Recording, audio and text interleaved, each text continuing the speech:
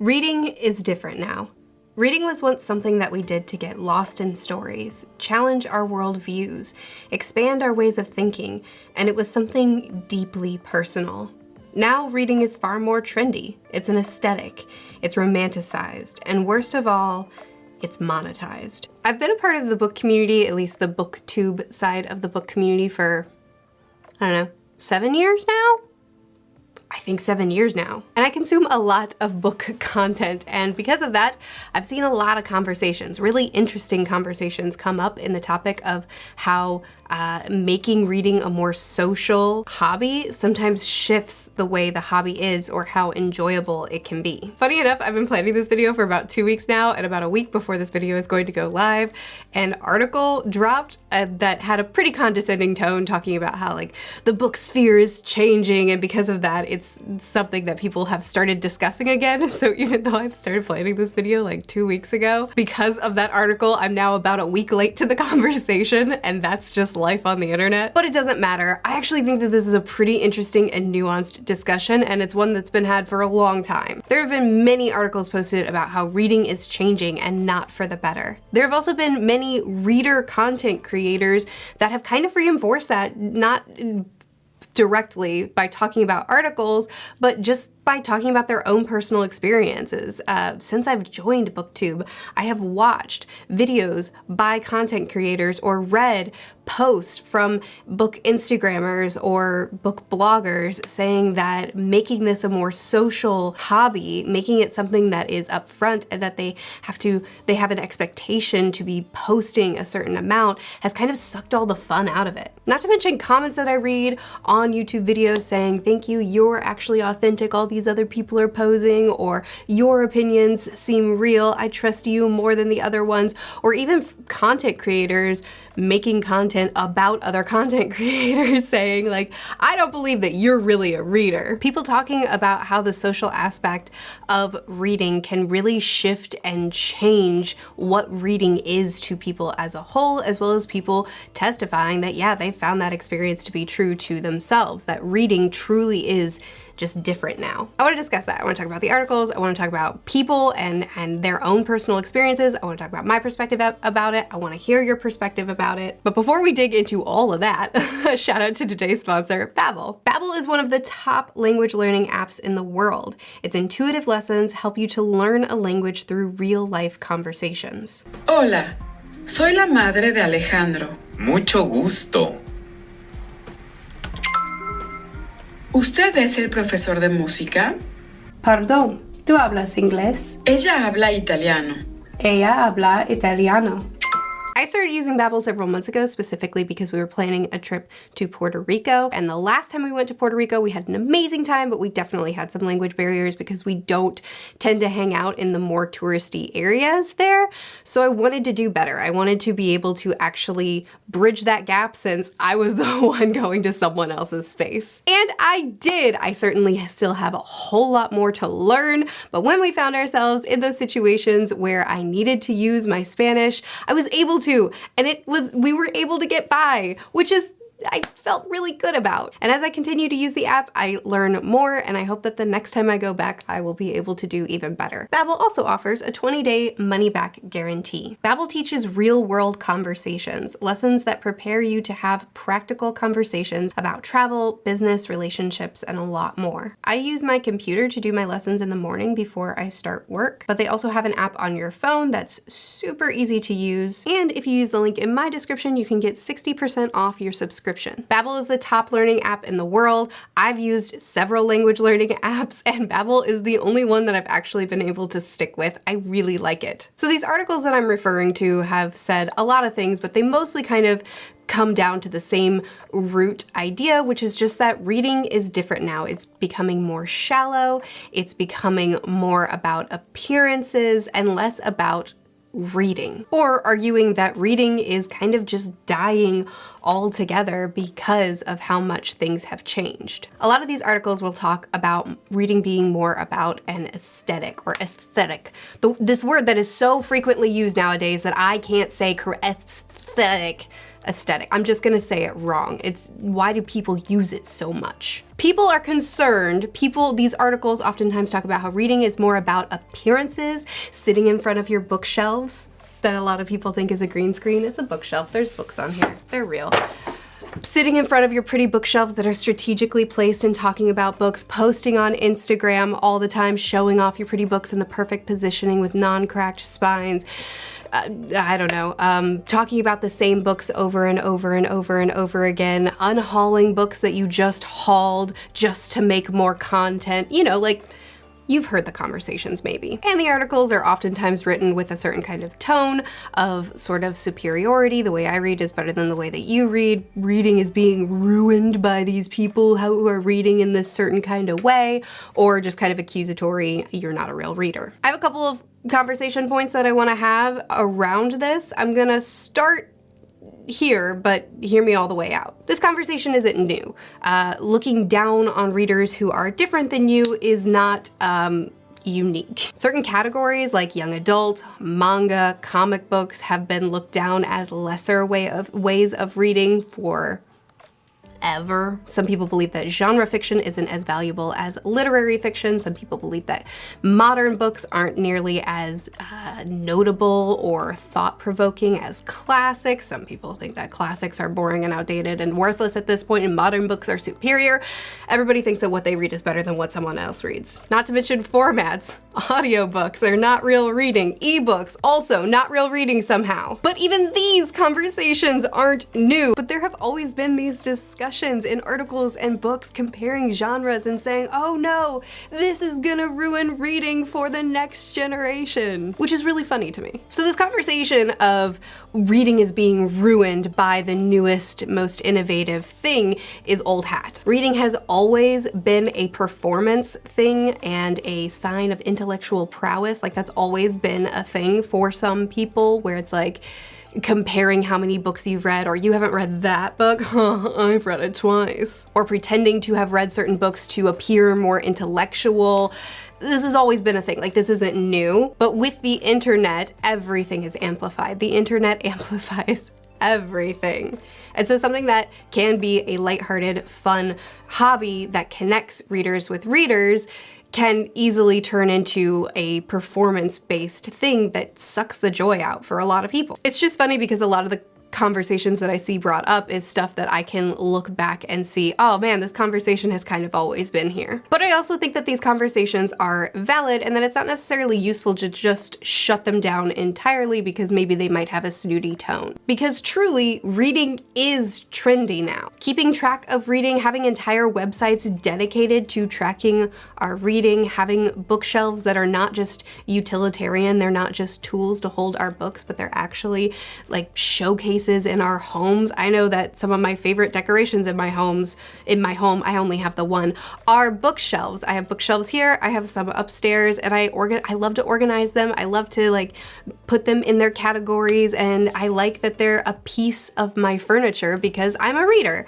and I like that my house reflects that. I even have a decorative table where some of my books are showcased. They're not being used, that's not useful, that's not helpful, but I love books, so they're there. But it's true that people pose in front of their bookshelves and film in front of their bookshelves, and on Bookstagram people are setting up their books to be, you know, really pretty because it's a picture-based website. We know that pressure to read more and comparison actually does get to people because we have plenty of videos here on YouTube and posts on Instagram and TikTok of people talking about how the pressure gets to them. Setting Goodreads goals and trying to meet a certain quota will make them feel like they need to read faster and speed through books, or feeling like they can't ebb and flow out of their hobby, be more interested in video games for a while, or more interested in, you know, some other hobby because they have to be producing content because they've built a platform around said content. We have very old pieces of art depicting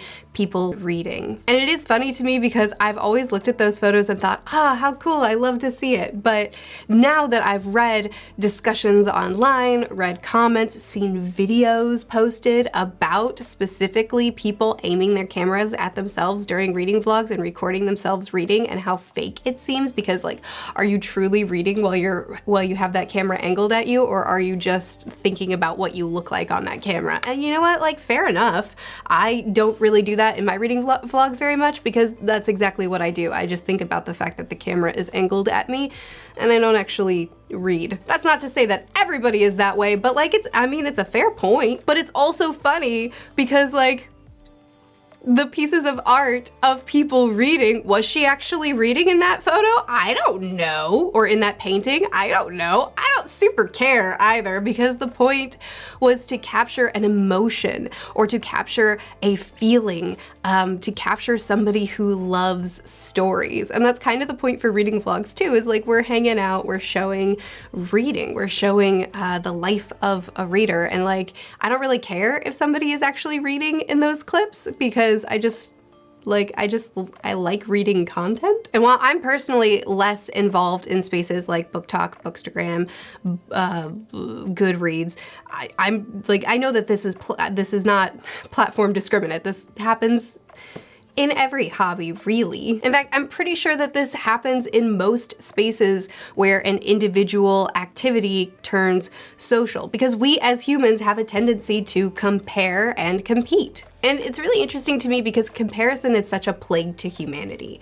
Like, I'm not really involved in fashion spaces, but I know that this is just a discussion within the fashion and beauty industry of, you know, people having these hyper edited or really intentionally laid out kind of projections of themselves, and then people compare themselves to these. And I know that we readers do the same thing. We look at somebody in a completely different life situation with a different allowance of time within their day, with a different restrictions on what they need to do with their time. And we compare their reading to ours as if it can be a person by person comparison. And while I don't agree with saying that someone else's reading is less valuable than your own just because they like to romanticize it, because they like to dress up and look cute while they read, or because they like to put a camera on them while they're reading so that they can share that reading experience with other people, like, I really just genuinely don't think there's anything wrong with that. I don't think there's anything wrong with creating a picture of a book that's very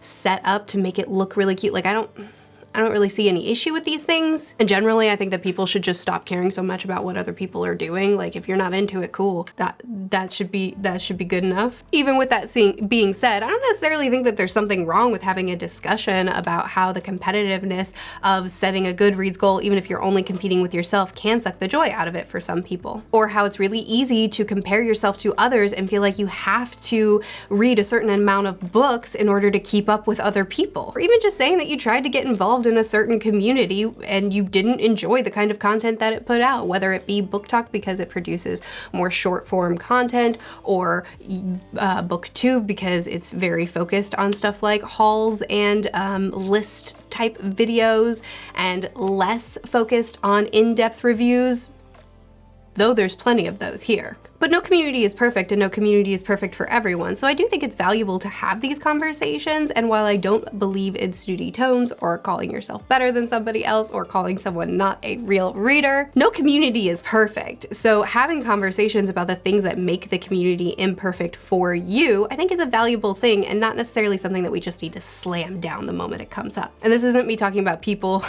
who specifically address the most recent article that has kind of gone around, because that one was very snooty and very look downy, and just like generally BookTok is ruining reading.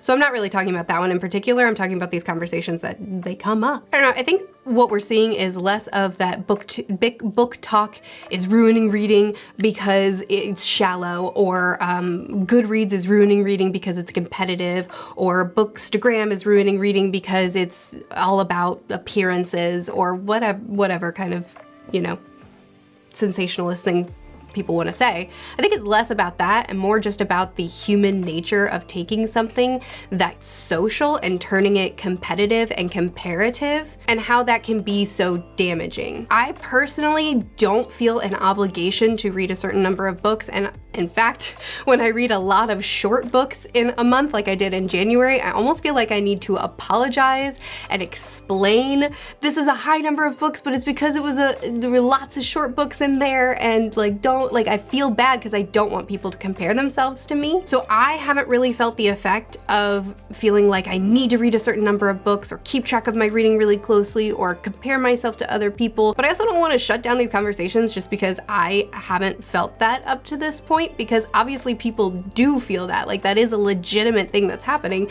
because people talk about this a lot, like from their own personal experience, not from the outside looking down their nose in. So for me, I think the conversation is less about reading is changing, oh no, and more about how we as humans tend to ruin the things that we love because we're so inclined to trying to prove ourselves to one another rather than just hanging out and talking about this thing that we like. But I also think there's validity to feeling like certain content on any sort of platform feels less in depth than you want to experience, or even just like this person that I'm following, I don't like their vibe. They come off a little fake to me. And I mean, like, we're not gonna vibe with everybody, so I think that's chill. I think just figuring out what platform works for us, if we wanna be social readers, figuring out what platform works for us, what space is right for us, what creators create the kind of content that we want to see, and hang out with them instead of hanging out with people who don't suit us. I recently made a community post asking for people to share their channel names so that I can be subscribed to more booktubers and be, supporting the community more, and I got so many answers. And I spent a lot of time following a lot of people, and I've been discovering a ton of new content, which has been super, super great. But I will link that community post if you feel like you keep seeing the same people in your feed over and over again and you really want to check out more people that do more in-depth book discussions, or that do more skits and fun, lighthearted stuff, or that are more within the genres that you like to read. BookTube is a really big community. I mean, relatively, I guess it's a small space on YouTube, but there's a lot of people here, and I think that there's a lot of, I'm not as involved on places like BookTok and Bookstagram, so I don't have a community tab dedicated to those, but if you like book videos on YouTube, you should check out that tab because there's so many creators featured on that tab. And I kind of went back and forth and talked about two different things in this video in tandem, one being looking down at people for reading in a different way, or on the other side of it, finding that all these things are creating too much pressure and sucking the joy out of it. But I think it all kind of comes down to the same thing, which is comparison, either comparing ourselves to someone else and saying I have to do what they do to be valid, or comparing others to us and saying you have to do what I like in order to be valid. But when these conversations come up, rather than just shutting them down, I think it's valuable to look at them for what they are, have these discussions, because again, no reading community, no community period is perfect, and there are flaws in our communities, and it's worth discussing. I guess at the end of the day, rather than being afraid of change or rejecting change just because it's not something that we're familiar with, tearing down subsections of our own community, I think it's just valuable to say we're not gonna vibe everywhere with everything, and that's just gotta be okay. Anyway, this is more of a chit-chatty, kind of just like talking out this conversation that I think is old hat. Like, I think this is a conversation, people have compared themselves to others and have used reading as like a personality trait, or as something that is featured in their lives, in their homes, because they think it's beautiful and they enjoy it. And people have taken issue with new forms of reading or new outlets to express their reading forever, for always. And it's probably not gonna stop. So for me, I kind of want to have a conversation about the causes of why this continues to crop up, and just kind of, I don't know, chat about it a little bit, but I'm also really curious to see your perspective. As a content creator, I obviously love talking about the books that I'm reading. I like making it a more social hobby. I really, really enjoy creating buddy reads and getting to discuss the books as I read them. I love the community aspect of reading, but I'm really curious to also hear from people who are more on the outside of things, where you're not creating content, and how you perceive all this stuff too. This is a bit rambly. Hope it made sense. Either way, if you like having the more in-depth bookish discussions, again, check out the community tab, but also I have a second channel where I do reading vlogs where we talk about what I've been reading every single week, as well as more in-depth discussions. You can also check out my second channel, which is always linked in the description of my videos. I post videos every Monday, Wednesday, and Friday on this channel, Tuesdays and Thursdays on the second channel. I'll see you again soon. Bye.